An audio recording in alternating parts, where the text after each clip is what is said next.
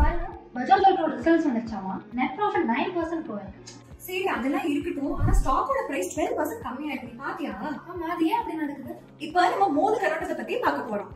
கம்பெனியோட ரிசல்ட்ஸ் ஒரு பக்கம் இருக்கட்டும், அது என்னோட எக்ஸ்பெக்டேஷன் மேட்ச் பண்ணுது அப்படின்னு பார்ப்பேன்.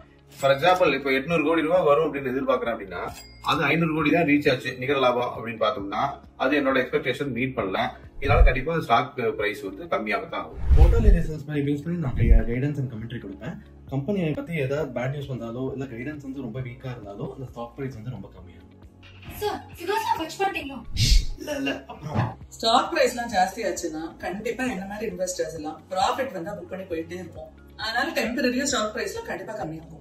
மார்க்கெட் சென்டிமெண்ட் ஒரு பெரிய ரோல் பிளே பண்ணுது. எக்கனாமிக் சிச்சுவேஷன் ஷேக்கியா இருந்தா கண்டிப்பா எல்லாரும் அந்த ஸ்டாக்கை வித்துருவாங்க. புரிஞ்சதா உங்களுக்கு?